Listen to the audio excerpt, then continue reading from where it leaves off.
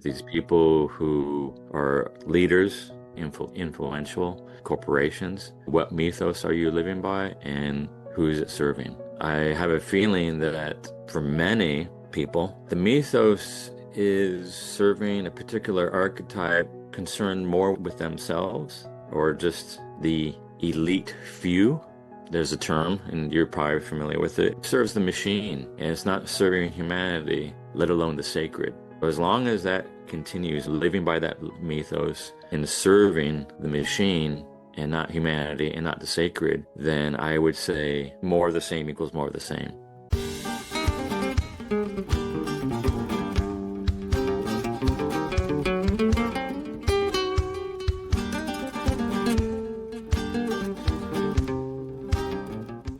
Did we talk about systemic collapse last time? Is that what we talked about? I would not be surprised that we talked about it because it's a big thing. I feel that many people are so fixated on the current affairs and not really looking at the panorama, let alone the depths. We're looking at really downstream issues, I would say. So many of us are so human centric, as if the entire web of life revolves around us, if not the cosmos. It's very myopic. It's insane to me.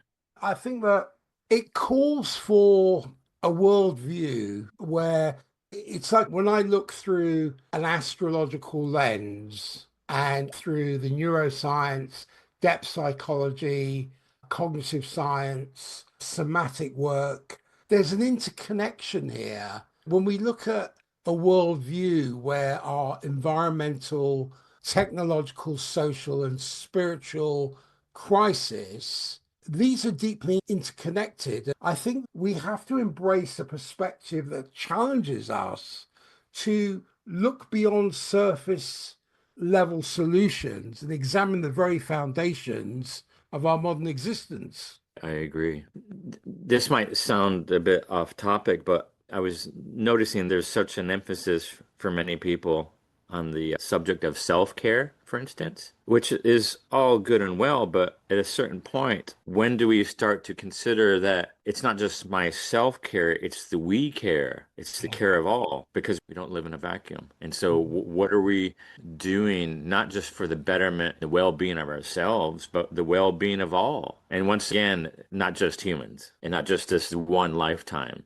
There's both self-care and, as you Mhm. say, we care, because I think they're two complementary approaches to well-being that they serve different but equally important purposes. When the emphasis is on one, if we just focus on individual well-being to maintain our own physical, mental, and emotional health, and setting boundaries, making time for rest, and pursuing personal interests, addressing our own needs, that's one thing. But Mhm. the collective well-being, how we support each other, how we work together to create or facilitate environments where everyone can thrive. This is not an idealism. It's looking at mutual aid where we check in on each other, where we have advocacy work, where we create supportive systems.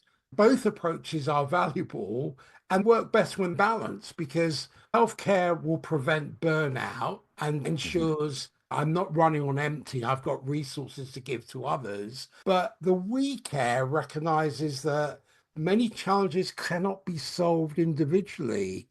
As human beings, we're social beings. We need community. The most effective approach combines both, taking responsibility for our own well-being while also contributing to collective care systems that support everyone.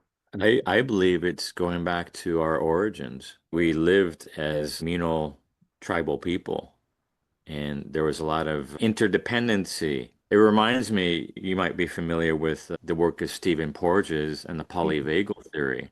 So you have self-regulation, but when we're in communion with people, more than just ourselves, it's inclusive. So you have self-regulation and co-regulation. I feel modern day many people are a lot more isolated than we've ever been in the history of our species. It's interesting that many of us live more in the virtual world as far as connections than we do in the real world, in analog rather than the digital. People have hundreds, if not thousands, of followers and friends on social media or the multiverse. It's not real, especially in this context and comparing it with the history of our species. This is very recent. If you look at it from a cosmic calendar perspective, it's only been for the past few seconds as far as the entire timeline of us humans, anywhere from 100 to 300,000 years or so. We're not wired for this. I would say mentally, emotionally, and perhaps spiritually, we're not wired for this. So this is a huge mismatch, and we're experiencing the consequences. And I think it's the balance, isn't it? When you talk about self-regulation and co-regulation, it's their regulatory approaches that represent different but complementary mechanisms that help to maintain balance and function, both within individuals and across our society. It's important to manage your emotions, to manage your impulses, to manage your behaviors, to work towards personal goals or aspirations, to have the resilience to recover from setbacks independently, to function effectively without external validation or regulatory controls, and to develop internal mechanisms for maintaining stability.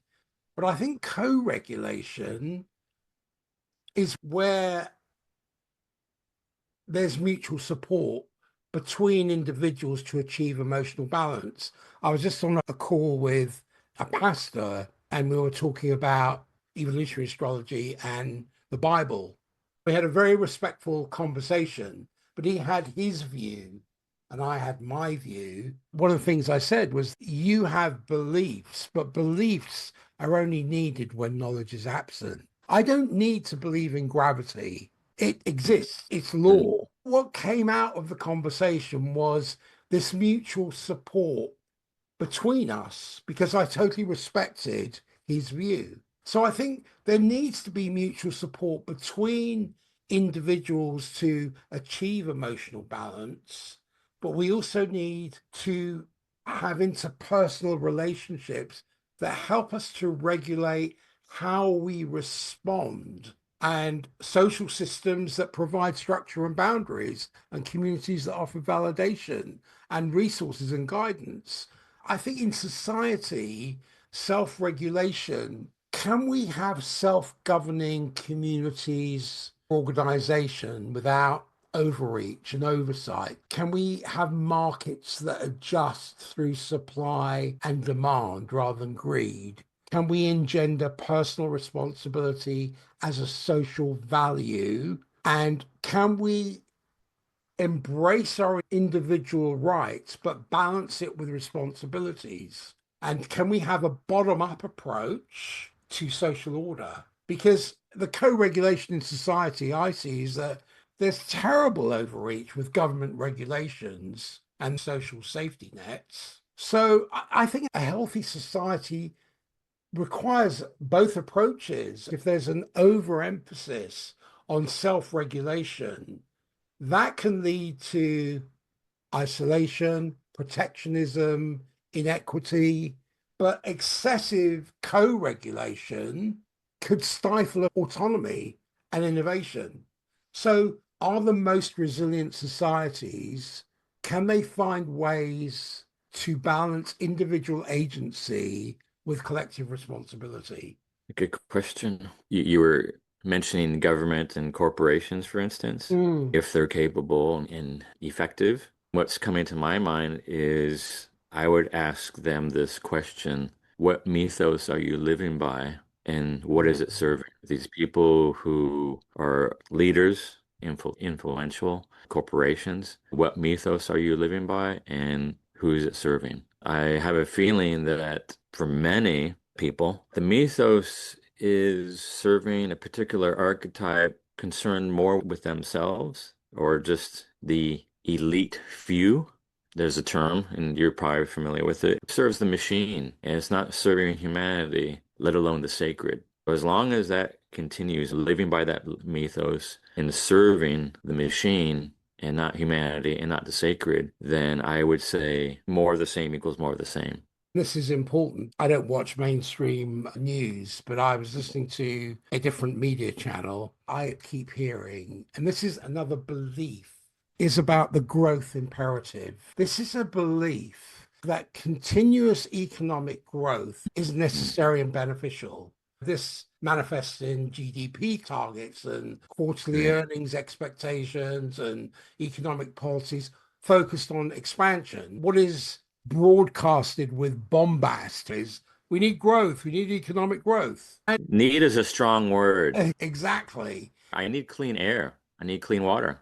The whole thing of market efficiency, this is the idea that markets will only allocate resources optimally when left to operate freely. The fact that we need to innovate, because there's another belief that innovation and technology, and there is some merit to that, but it will solve all the major problems facing humanity. The assumption that top-down structures with clear authority lines are the most effective way to organize the activity of human beings. And the belief that success primarily reflects individual talent and effort rather than systemic factors. When I think about the person who brings presence to another person and helps them heal, that is not applauded.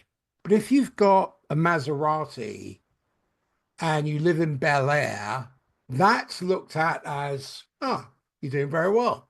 These mythologies serve those who primarily benefit, who are already possessing economic and political and social capital. Those with existing wealth and power, they gain the most from these systems. This is what philosophers call elite capture, where the benefits of societal structures flow disproportionately to those already privileged. Many people generally believe in these systems and their ability to improve lives, even when evidence suggests uneven distribution of benefits. The question to me, and what you're bringing up, it invites a deeper reflection on what are the alternative mythologies that can serve broader segments of society. I would say the current mythos, a sort of enchantment that is somewhat anti-life, if not anti-human. If we continue on with that, there'll be a total catastrophe. The most likely way to avert that is that we need a different enchantment, a re-enchantment, away from the present enchantment that's much less anti-life, anti-human. It's more life-affirming. If we take the active tense of the word life, Live, and invert it, you have Evil. We somewhat live in an inverted world, and it's a world more so of our making. We've created it in our image. It's an attempt to create God without God. We've cast ourselves out of the garden, and instead of life affirming Live, we have Evil. We've created an abomination. There's enough of it that we're creating a total catastrophe. We're creating these meta crises. If a good number of us, at least a critical mass, don't start to pay attention, have awareness and mindfulness, we have this inversion of life and reinvert it and to re-enchant it, then, as they say, the road to hell is paved with good intentions. And many of these things that we've done throughout the millennia, hindsight's 2020. So at the time, it seemed like a good idea, and it might have been, but then there's a matter of nuance and discernment and balance. More isn't always better. Better is better. So there's a time and a place. And I would say that we've gotten a little bit intoxicated with ourselves, with our hubris. Not to say that we haven't done some good things, that we're very, very creative. However, rather than being so confident in ourselves, it would be Going back to balance, we consider humbling ourselves a bit more, going about our lives. We are so tiny in the grand tapestry of life on the planet and the cosmos, having some humility and grace. We are not the center of the universe.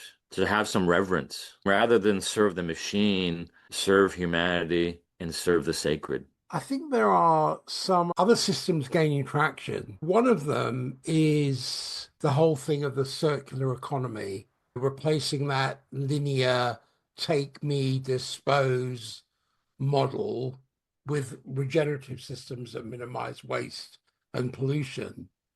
The whole thing of sustainability over unlimited growth. I don't know whether that's a scam, whether that is gaining traction, or whether we're seeing economic activity as part of ecological systems rather than separate from them. And I don't know how much mileage that has as of yet. That's one thing. The other thing, and I'm just recalling a conversation with someone the other day, was they were talking about the commons-based approach, where you take all these different resources, you recognize that there are all these different resources, natural, digital, cultural, that are collective inheritances that can be managed for shared benefit rather than private profit.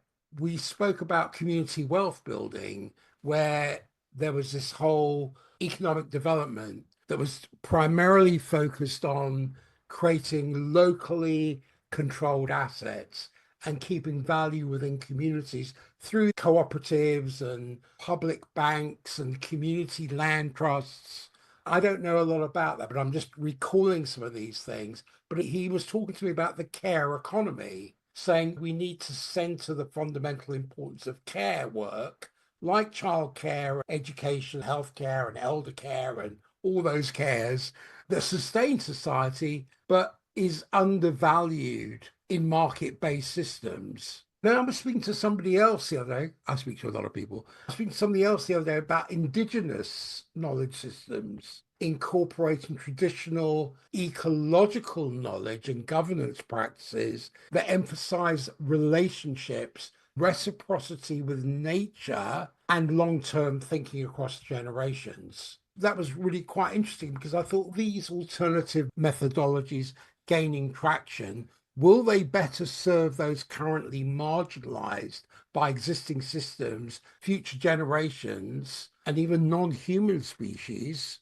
lower income communities, and those performing essential but undervalued work? In bringing all these different thought processes these people have, I was sitting in the garden the other day thinking about this and the correlations and what is happening. This is really Pluto and Aquarius, but without all the astro speak. The challenge here, I think, is can we transition between mythologies as existing power structures are going to resist changes that will diminish their influence? This is what you're talking about as the re-enchantment, because can we bring in an alternative or a complementary mythology to our current techno rational worldview? It reminds me of the philosopher Max Weber, who identified as a characteristic of modernity where, I was trying to recall, where scientific rationality, bureaucracy, and market logic, he talks about that has stripped the world of mystery, meaning, and spiritual significance. So your whole thing of re-enchantment says we need to restore meaning and wonder. We don't live by material efficiency alone. We need narrative, we need beauty, we need mystery, we need ritual, we need connection to something much larger than ourselves.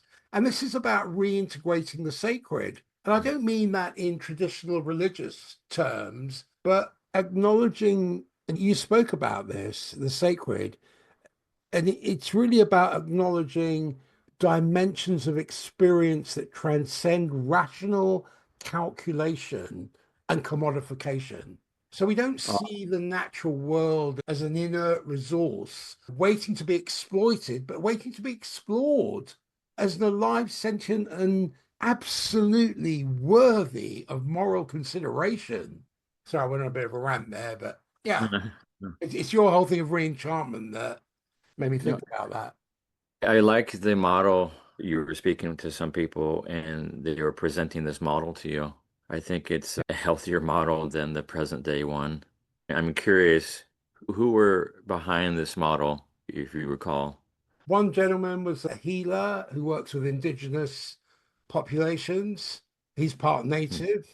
Another chap was a professor of oncology, introducing spirituality to medical interns. Another person I was talking to about the evolutionary astrological makeup of her patients. She's a hypnotherapist, and looking at their birth chart and what is prominent in terms of the symbology of the planet and looking at the symbolic imagery, because she uses that in hypnotherapy to guide them. So if somebody has Venus that's very prominent in their chart, you would look at oceanic imagery so it resonates and has a compatibility of alignment with their physiology, with their neurology. They get it, right? They go, oh, yeah, I get that. Rather than trying to give them mountains, which is more Capricornian, it's more earth. So she was bringing in a different way and style to it. And I think this is where we have to embrace mystery, to recognize that there are limits of human knowledge and control, but we need to leave space for awe, for humility, and value qualitative experience, to prioritize the richness of lived experience as distinct from quantifiable metrics like GDP or productivity. And I'm not poo-pooing that. I'm not saying, hey man, you just turn on, tune in and drop out. Right. No, I'm not saying that. I'm saying that can we better serve those marginalized by hyper-rationalized systems, artists, contemplatives, indigenous cultures, anyone really seeking meaning beyond consumption and production? Can we serve the natural world by fostering a more reverent relationship with it? Recognizing, embodying, and living that we are in the sacred and the sacred's within us. And I would also include nature and the cosmos with that too, that we are in nature and nature's in us. We are in the cosmos and the cosmos is in us. Those three people you described seem different than many of the politicians, leaders, and corporate CEOs of the world. They sound more in their right brain hemisphere, more than likely. They sound to be in an elder wisdom stage of their life, archetype. And they have more, if not a lot more, integration of their anima and animus. Absolutely spot on. I think the challenge lies in finding ways to re-enchant without retreating into irrationality or spiritual bypass, or even rejecting valuable aspects of modernity. It's a both and, but we need a Yes. different lens to look through.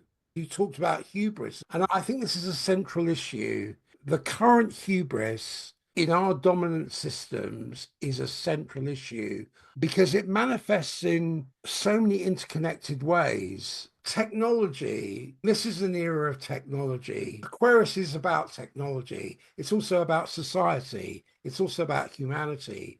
But I feel there's an overconfidence. Yes. I feel that there's a belief that human ingenuity can engineer solutions to any problems, including those created by previous technologies. I see this really appears in these techno optimistic narratives about AI, geoengineering, and genetic modification. These are all going to save us from climate change and other crises we've created. There's this kind of dogmatic faith in these things that, as well as that market mechanisms will solve all these complex social and ecological problems if we just get the incentives right, despite the repeated evidence of market failures. There's a terrible assumption here that we as human beings are separate from and superior to the rest of nature. That doesn't entitle us to reshape the planet according to our desires without consequence. What short-term thinking, what arrogance of prioritizing immediate gains while dismissing or discounting the long-term consequences that will affect future generations. It's a Yeah. terrible overestimation of our ability to predict and control these complex systems, whether they're ecological, social, or technological. You're right to bring up this aspect of hubris. I see it serves power by justifying continued exploitation and expansion. It allows these corporate political leaders to dismiss the warning signs and the criticism while promising that, oh, these current approaches that we have, these policies that we have, are going to eventually solve the problems that we're actually creating. It's a bit insane, isn't it? We're looking at symptoms. We're not looking at the origins, the causes. We're looking downstream. We're not looking upstream. We're looking outside. We're not looking inside. Many of us, 8 plus some odd billion human beings, worship the hollow idols, hollow leaders. I like that term, hollow idols. I saw that in your Substack post. I thought that's a great term.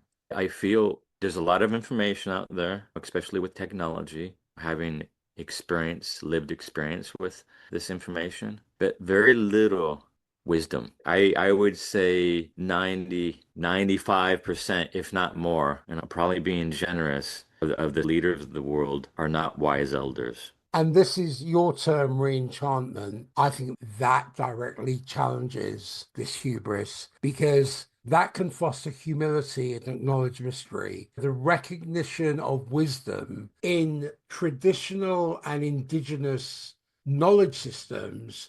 When I look at those systems, they've sustained communities for millennia. So it questions in my mind whether newer always means better and whether human design systems can match the intricate complexity of natural ones that have evolved over millions of years. Because would a re-enchanted world, would that demand slower, more careful development where the priority is on relationship and responsibility as distinct from dominion and extraction?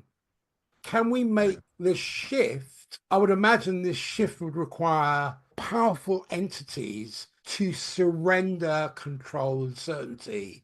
Maybe this is the most difficult aspect of moving beyond our current hubris. The answer to much of the challenges, this meta crisis, this age of crisis, is really a matter of the heart, a matter of the soul, the inner world. And if you look at history, throughout recorded history, we've only been at peace with ourselves as far as other nations in war goes. We've only been at peace for a combined total of 8% of that time.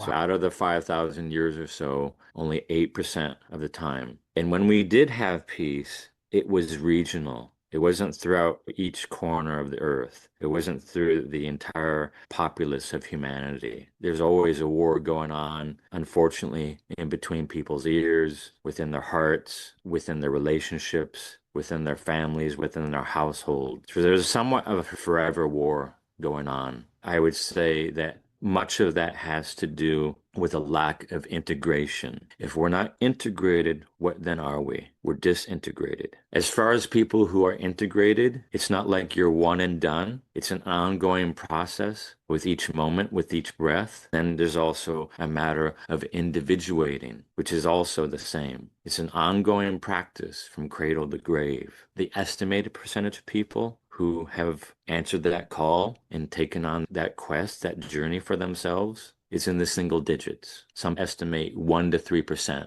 So the things that you're mentioning, is it possible? It is to the point that we let the Christ principle move through us. It will require a death of, if we want it to be better, and not just for ourselves, but for the entirety of life and for many generations to come, we need to strip away the dead wood and make new again. I would say that's the only way we're going to avert this. Yeah, and I think your term hollow idols, and I was reading your post, it makes me think of the fundamental challenge of our time, not climate change, not technological disruption, but a profound crisis of meaning. In your post, there was a suggestion that behind our environmental and social crisis lies a spiritual vacuum. We've desperately tried to fill it with what you call hollow idols. I think about things like Black Friday. Is that just Yeah. a sale, or has it become a ritual complete with its own customs and language? We're not just buying products, we're participating in what religious scholars might recognize as communion. The iPhone, I have one, but it isn't merely a device, it's a totem object carrying symbolic weight far beyond its utility. And I think our relationship with these objects have become quasi-religious, filled with reverence and identity formation. I know you identified 13 hollow idols. And what's striking about these idols, they form a coherent system. They reinforce each other because the pursuit of status drives consumption, which fuels economic growth, which requires technological innovation, which demands productivity. It creates this interlocking matrix of hollow meaning that's remarkably resistant to change. What is lost in this substitution isn't just spiritual fulfillment, but our ability to perceive reality clearly. If we measure success by acquisition, as distinct from contribution, when efficiency trumps wisdom, when optimization replaces contemplation, oh my gosh, it blinds us. It blinds us to the very forces that are destroying our world. These hollow idols don't just fail to fulfill us, they actively distort our perception of what matters. Authentic meaning isn't optional, it's essential. It's essential for survival. And if we don't address the crisis of meaning, all our technological solutions, all our policy frameworks, they'll simply perpetuate the underlying disease. They will feed it. That's why I mentioned anti-life, anti-human. Some people say that we're evolving. There's some terms out there when it comes to this, the transhumanistic movement. We're trying to transcend what it is to be human. We're trying to transcend life. For some people, under the umbrella of transhumanism is to live beyond the normal lifespan, to be immortal. There's these biohackers who are striving to live 150 years old or more. And there's talk about uploading our consciousness into the cloud or something. If we do that, we will stop being humans. We'll be something that will be a hybrid, a cyborg. And I would say at that point, be soulless. To me, that's not living. You mentioned in your article the word apocalypse, and I know that evokes images of destruction and cities in ruins and civilization collapse. But the original meaning in Greek is to unveil or to reveal. So, what if our current crisis are not just threats to be managed, but they're revelations to be understood?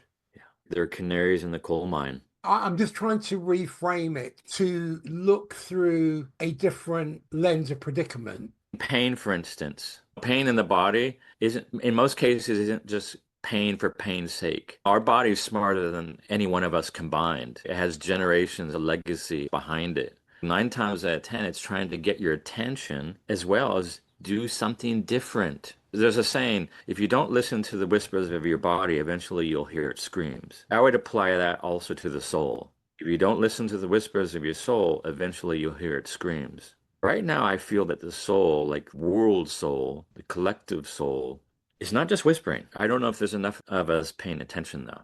You're absolutely right. And that's why I think that I'm trying to look through a different lens to reframe this. There's an invitation here. Pain is nature's way of telling you something needs to change. Perhaps the climate crisis isn't about carbon emissions, but it's about our broken relationship with the natural world. And technological disruption isn't just about innovation, but it unveils the original meaning of apocalypse, unveils our confusion about what does it mean to be human? I would go even further and say that political polarization isn't about partisanship, but it reveals the collapse of shared meaning. The etymology of the word comes to my mind. So there's a few relatives for the word human: humus, soil, also humility. Those words are related to human humus and humility.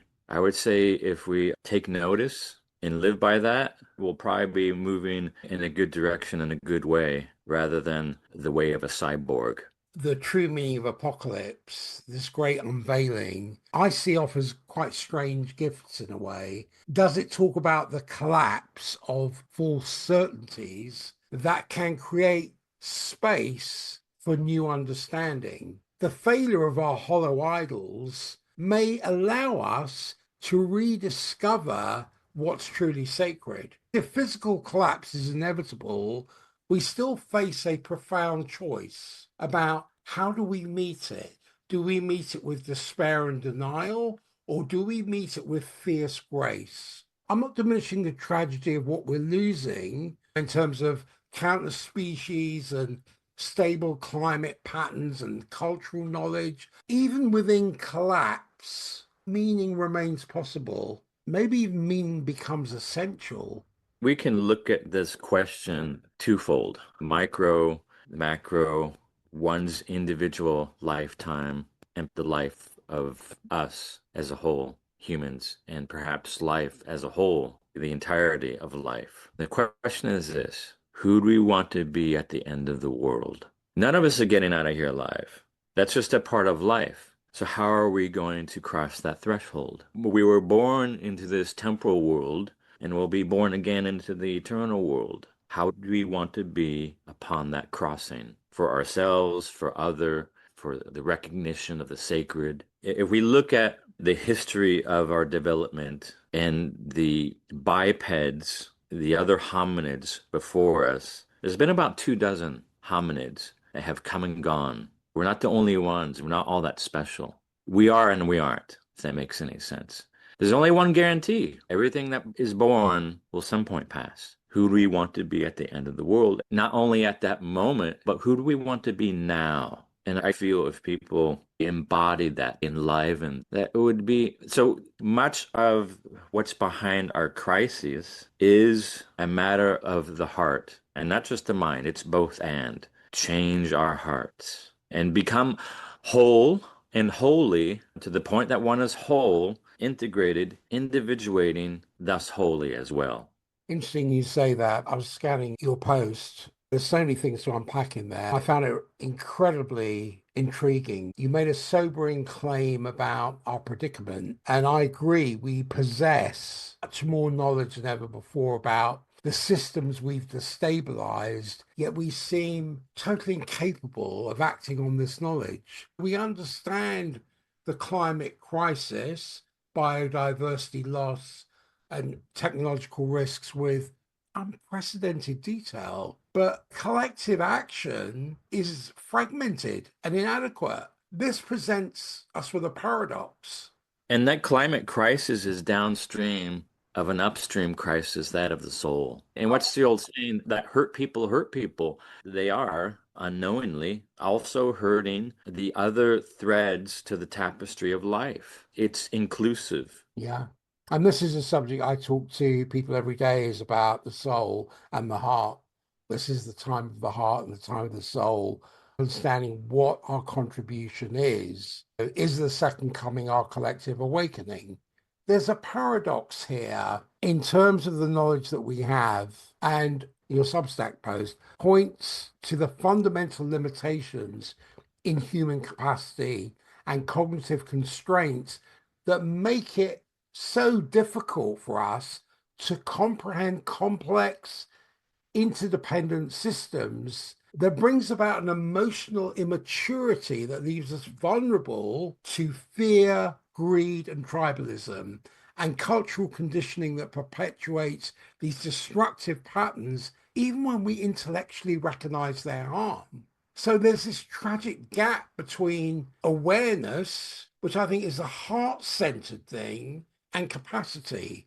We are so locked into comfort that we need to move from comfort to capacity and from pathology to process. We're approaching this cliff because our evolutionary programming and cultural momentum is propelling us forward. This creates a modern form of suffering. There's the pain of knowing what's happening, and I feel it in the mood of the country. There's the pain of knowing what is happening, but feeling powerless to change course. I would say the feeling of powerlessness is because a number don't know what it is to be a human being and how to be one. And not just within humanity, but within the whole of life itself.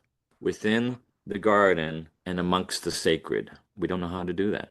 You also talked about that without a unifying narrative, a shared story that gives coherence to our experiences and guides actions that are collective, we're going to remain fragmented, splintered, disoriented, because these traditional sources of meaning have become eroded. These new narratives are totally inadequate to our global predicament. We have yet to emerge with sufficient power and potency to redirect our course. The inertia of what you're highlighting here dates back to at least the Renaissance and the Industrial Age.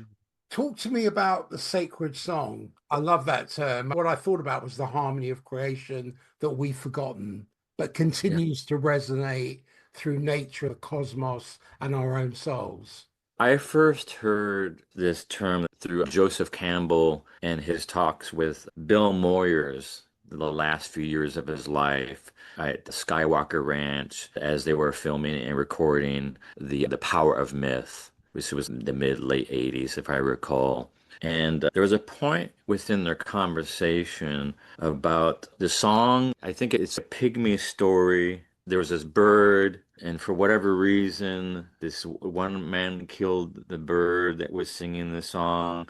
In doing so, killed the song and killed himself. Basically, it's a song of creation, a song of Mhm. life, and it's inclusive. It goes back to one of the things I was mentioning earlier. We're in nature and nature's in us. It also reminds me of Chief Seattle, of the Suquamish and Duwamish people of the Pacific Northwest. Chief Seattle said something along the lines, whatever you do to the web of life, mankind does to himself. So that's wisdom. But nowadays, not many of us live by that. We live by information, we live by clicks, by likes, by memes, and we have a little bit of hands-on life experience knowledge. And for the most part, that's where it stops. Wisdom, there's no easy button, no quick route. Time is a huge factor within wisdom, and a little bit, if not a lot of suffering. Experiencing the joyful sorrows and the sorrowful joys of life, and the slings and arrows as well. Meditation and contemplation, reflecting. And I get a little emotional, as you probably noticed throughout our talk today, because this touches me deeply. I can feel that. Yeah. When you talked about the sacred song, I was thinking to myself, oh, wow, that sounds lovely. But then I thought, you know what? This is not a metaphor. This is a literal reality. This is a vibrational pattern that sustains life. And we've become so deaf amidst the noise of modern existence. This echoes the indigenous wisdom traditions that speak of the world as fundamentally animate and communicative. Our crisis doesn't stem from what we're doing to the earth, but from our failure to listen to it, to have the perception or the rising realization that intelligence flows through living systems, and to align our human systems with this deeper wisdom. There's a reclamation that needs to happen here of the sacred song. And that's going to involve practices of attention, learning to listen again to bird song, the wind in the trees, the rhythm of the seasons. I believe that the philosopher David Abraham calls it the more than human conversation. I like Yes, it's the recognition we are not the only species speaking beings in a mute world, but participants in this vast ongoing dialogue. I'm not romanticizing nature because I can imagine people going, oh, yeah, it's about the bird song or it's about the wind. No, I'm not talking about returning to pre industrial life either. I'm talking about how do we reintegrate what modernity separated reason and intuition, science and reverence, technology and wisdom. So, can our sophisticated scientific understanding of ecosystems be complemented by direct embodied experience of the sacred dimension of those same systems? Otherwise, our choices manifest themselves in stark binary terms: extinction or renewal, disintegration or transformation, fragmentation, integration. That might seem really oversimplified, but I think it reflects the genuine bifurcation point that we face. These complex systems can maintain equilibrium without us within certain parameters. But if they're pushed and exploited beyond critical thresholds, they're going to reorganize around new patterns. So I don't think it's a question of whether transformation is coming. To me, is what form will it take and whether we will be participants, conscious participants in shaping it. I agree, and I would hope so. Another person came to mind from the US. This is years ago, back in the 60s. Her name, Rachel Carson, and her book, Silent Spring. So, talking about the song. And can I read you a part of Yeah, her go book? for it. I believe that natural beauty has a necessary place in the development of any individual or any society. I believe that whenever we destroy beauty, whenever we substitute something man-made and artificial for a natural feature of this earth, we've retarded some part of man's spiritual growth. In contemplating the exceeding beauty of this earth, I have found calmness and courage in the migration of the birds, in the ebb and flow of tides, in the folded bud ready for the spring. There is something infinitely healing in the repeated refrains of nature, the assurance that dawn comes after night and spring after winter. Mankind has gone very far into an artificial world of his own creation. He has sought to insulate himself in his cities of steel and concrete, away from the realities of earth, water, the growing seed, and intoxicated with his sense of his own power, he seems to be going farther and farther into experiments toward the destruction of himself and his world. There is certainly no single remedy for this condition, but it seems reasonable to believe, and I do believe, that more clearly we can focus our attention on the wonders and the realities of this universe about us, the less taste we shall have for its destruction. That's Rachel Carson in her book, Silent Spring. Wow. I feel she summed it up rather well, what I've been trying to convey here today. And I think this is being the practical mystic because the reclamation of the sacred song is not just a spiritual pursuit, it has practical implications for how we design cities, how we grow food, how we generate energy, how we structure economies. When we align human systems with the patterns of living systems, we will discover solutions that are both more sustainable and more fulfilling of genuine human needs. I'm reminded that throughout history, moments of crisis have often catalyzed profound cultural and spiritual transformation. The Greek word crisis originally meant a moment of decision, a turning point that demands choice, not just as a threat to be managed, but an invitation to remember who we truly are and what we're truly capable of. This sacred song has played throughout this conversation and continues to play, even amidst the cacophony of this troubled world. The question I'm left with is whether we will remember how to listen and whether we'll add our voices to this ancient melody before the final, get very emotional here, before the final notes fade away. I would say when his heart is touched, as it's being now, That's a good indicator of the truth. It's undeniable. Love, good, beauty, and truth. If we recognize, have awareness, and live by that, it will help us go a long ways. This is, I would say, pre-language. This sense, this feeling, it's timeless and universal. It's like art. When you see a really good artistic performance, it touches one's soul. At times, people cry during the birth of a child. People cry during weddings, for instance. It's multicultural, regardless of the language, right? This is a universal experience. The soul doesn't lie. I trust that we will find the courage to face reality with clear eyes and open hearts, and the wisdom to discern what's truly sacred in a world of hollow idols. If not us, who? If not now, when? Exactly.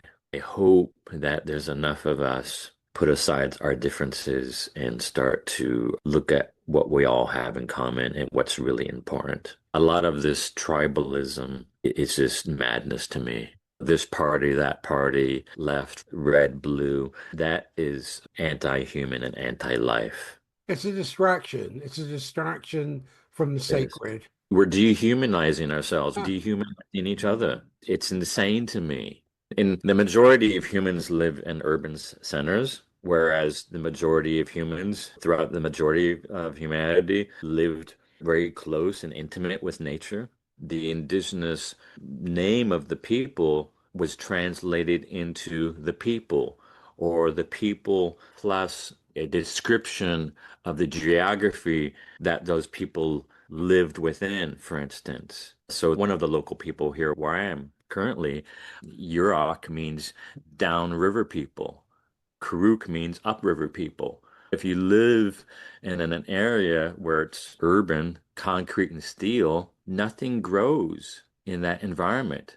It's not an environment that supports the living world outside of humans. If we start to have a little bit more relationship with the living world and the sacred, the things that do grow are resentment, loneliness, disease, fragmentation. it reminds me of T.S. Eliot's poem, The Wasteland, Uh, 1922, and the post-World War One world. Fast forward 103 years, right? It was still the same. It's yeah. the wasteland.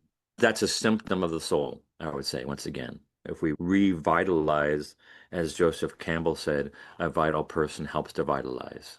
It's been a very potent conversation, and I was reflecting on what you wrote. I wrote that during the fervor of last year leading up to the election here in the States. I was writing it because there's so much at stake beyond politics, beyond us humans. And there's no person, there's no president, there's no administration, there's no policy, there's no law that's going to fix this. I'm left wondering whether this is a prophetic warning and a spiritual manifesto. It challenges us to think deeply about our relationship with technology, with nature, with our souls, with our hearts, and with each other at this critical moment in human history. These are the echoes of tomorrow today. I want to thank you so much for a great conversation. Let's continue. Thank you, Peter. I look forward to it.